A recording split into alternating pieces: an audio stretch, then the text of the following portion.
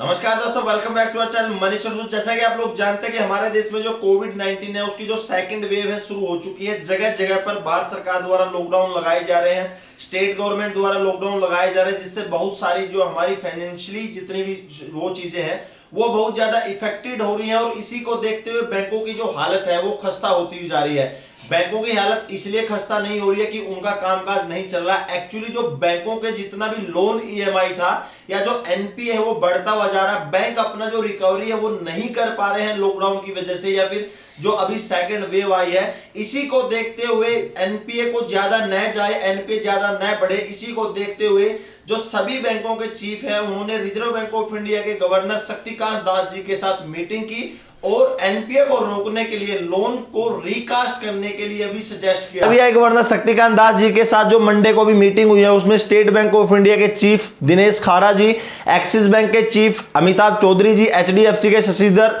जगदीशन जी और कोटक महिंद्रा बैंक के उदयन कोटक जी और बहुत सारे जो बैंक हैं उनके जो चीफ हैं उन्होंने भाग लिया। और सभी ने सजेस्ट किया आरबीआई को कि जो लोन ईएमआई अभी चल रही है अगर ऐसे ही रहा तो एनपीए कंटिन्यू बढ़ जाएगा और जो बैंक है उनकी हालत खराब हो जाएगी। तो सभी बैंकों के चीफ ने अभी रिजर्व बैंक ऑफ इंडिया को एडवाइस दी है कि इसी तरह का जैसे पहले लोन रिकास्ट किया गया था इसी तरह का सेम अभी लोन रिकास्ट का जो नया ऑप्शन है, जो प्रोसीजर है, जितने भी बोरोवर हैं उनको प्रोवाइड किया जाना चाहिए ताकि वन टाइम जो रिकास्टिंग है वो सभी लोन के ऊपर हो सके। आपका किसी भी बैंक या एनबीएफसी कंपनी से लोन क्यों ना हो, तो सभी बैंकों के चीफों ने अभी एडवाइस किया जिसके अंदर रखा गया कि अगर आपका कोई लोन ईएमआई है चाहे वो एनपीए में कन्वर्ट हो रखा है या नहीं हो रखा, अगर आप पेमेंट नहीं कर रहे हैं तो बैंक आपको इधर 5 ऑप्शन प्रोवाइड कर सकते हैं।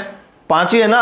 हाँ, 5 ऑप्शन प्रोवाइड कर सकते हैं जिसके अंदर सबसे पहले जितने भी अभी मीटिंग हुई है उसमें मानना है कि लोअर द ईएमआई, अगर आप इतनी ईएमआई पे नहीं कर पा रहे जो अभी आपके लोन की है तो उसको ईएमआई को लोअर कर सकते हैं, कम कर सकते हैं ताकि उसका जो लोन का टाइम है, रीपेमेंट टाइम है वो बढ़ जाएगा। सेकंड ऑप्शन में बता रहे हैं कि जो आपकी ईएमआई है, स्टॉप ईएमआई का भी ऑप्शन इधर प्रोवाइड कर सकते हैं कि कुछ समय के लिए आपकी ईएमआई को स्टॉप कर दिया जाए तो लोन डिफॉल्ट नहीं होगा, लेकिन जैसे ही कंडीशन नॉर्मल हो जाएगी जो स्टॉप ईएमआई है उसको कंटिन्यू करेंगे। उसके बाद जो इंटरेस्ट पेमेंट है कि सिर्फ आप इंटरेस्ट पेमेंट कर दीजिए, आपका लोन कंटिन्यू रहेगा।